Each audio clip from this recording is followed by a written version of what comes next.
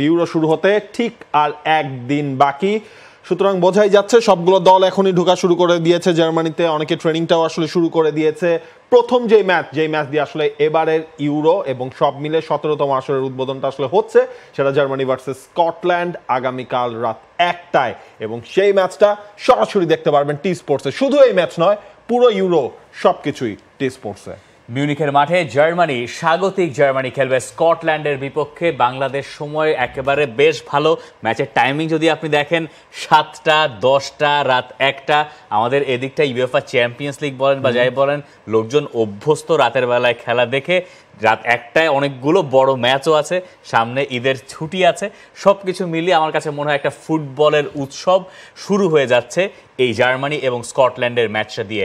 এখনও হয়তো ইউরোর সেই আমেজটা অনেকের মনে হতে পারে যে সেই অর্থে আসে নাই, কিন্তু এই প্রথম ম্যাচটা যখন মাঠে গড়াবে এরপর থেকেই পুরোপুরি ওই আমেজে আসলে আমরা যাব। ইউরোর আমেজ কিন্তু সবসময় দেখবেন আপনি, টুর্নামেন্ট যখন যেদিন থেকে শুরু হয়ে যায় তখন থেকে হচ্ছে সবাই নড়ে চড়ে বসে, আল্লাহ ইউরো তো চলে এসেছে, ইউরো নিয়ে তখন তাদের উন্মাদনাটা আসলে শুরু হয়। চলছে প্রেডিকশন গেম নগদ অ্যাপে। প্রেডিকশন করে জিতুন জিক্সার বাইক, টিভি, স্মার্টফোন সহ আরো অনেক পুরস্কার।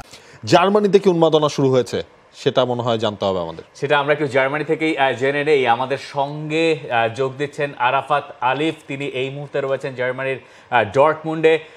আরাফাত, জার্মানির কি অবস্থা? ইউরো শুরু হয়ে যাচ্ছে শুক্রবার থেকে, কেমন কি দেখছেন? এবং আপনি সেটার একটা অংশও বটে। জি, থ্যাংক ইউ ভেরি মাচ। হ্যাঁ, জার্মানিতে শেষ মুহূর্তে প্রিপারেশন চলছে। টিম আসা শুরু করে দিয়েছে। গতকালকে ইতালি এবং আলবেনিয়া ডর্টমুন্ডে এসেছে। ডর্টমুন্ডের পাশেই 20 কিলোমিটার দূরেই তাদের ক্যাম্প। এবং জার্মানি ডর্টমুন্ডে শনিবার দিন ইতালি এবং আলবেনিয়ার খেলা। শেষ মুহূর্তে প্রিপারেশন চলছে, পাবলিক ভিউইং সবকিছু রেডি, ফ্যান জোনও রেডি, এবং এখানে বিশাল বড় প্রোগ্রাম চলছে। ম্যাচ শুরু হওয়ার আগে এখানে বেশ কিছু প্রোগ্রাম আছে ফ্যানদের জন্য, ফ্যান ফেস্টিভ্যাল, তারপরে ফুটবল শো এবং কনসার্ট। সবাই খুবই এক্সাইটেড। আর টিকিট খুবই পাওয়া যাচ্ছে না, সবাই টিকিটের জন্য খোঁজাখুঁজি চলছে। এই আর কি এখানের অবস্থা। ওই জায়গায় কি টিকিটের মানে ব্ল্যাকে পাওয়া যায় আমাদের দেশের মতো? অনেক ফ্যান্স টিকিট লটারিতে ইউএফএ থেকে নেওয়ার পরে তারা তাকে প্রিন্ট করে তারা স্টেডিয়ামের সামনে ম্যাচ জিতে যে সেখানে বড় দামে সেল করার চেষ্টা করে থাকে। হ্যাঁ, ব্ল্যাকে পাওয়া যায়, কিন্তু এখানে ইউএফএ একটু টেকনিক করছে এবার। উয়েফা বলছে যে যদি আমাদের অ্যাপের ভিতরে টিকিটটা না আসে তাহলে তোমাদেরকে আমরা ঢুকতে দিব না। সো যারা ব্ল্যাকে সেল করতেছে তারা উয়েফা অ্যাপ দিয়ে ফ্যান শেয়ারিং ভাবে টিকিটটা ওই যেই ব্ল্যাককে যে কিনতেছে তাকে দিয়ে দিচ্ছে। ফ্যানদের কি আসা মোটামুটি শুরু হয়েছে আপনি যেখানে ডর্টমুন্ডে আছেন সেখানে? কারণ এর পরের দিনেই তো ডর্টমুন্ডে আসলে ম্যাচ।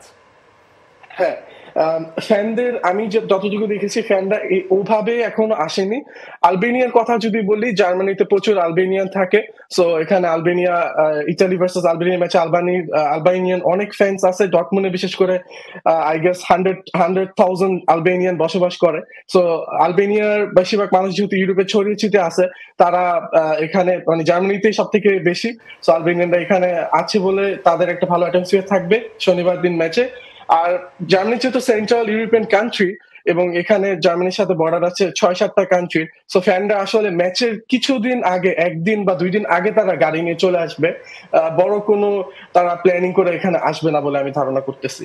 আরাফাত, জার্মানিতে ইউরো হচ্ছে এই কথাটা বলার সময় সবারই বোধহয় একটু 2006-এর বিশ্বকাপের স্মৃতিটা মনে পড়ে যায়। 2006 যখন ওয়ার্ল্ড কাপ জার্মানিতে হয়েছিল তখন আমরা দেখেছি যে সাম্প্রতিক সময়ের অন্যতম সেরা বিশ্বকাপ সেটাকে ধরা হয়েছিল, কারণ ওই জায়গার ফুটবলিং কালচার বা সব কিছু মিলিয়ে হয়তো ব্যাপারটা ওই রকম একটা ছন্দ তুলেছিল।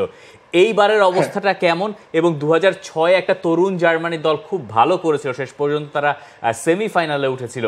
এইবারের জার্মানি দলটাকে নিয়ে জার্মানদের ভেতরে আসলে উৎসাহ বা জার্মান সমর্থকদের ভেতরে, আপনি নিজেও জার্মানি করেন, তাদের ভেতরে আসলে আগ্রহ কতখানি এবং প্রত্যাশা কতখানি?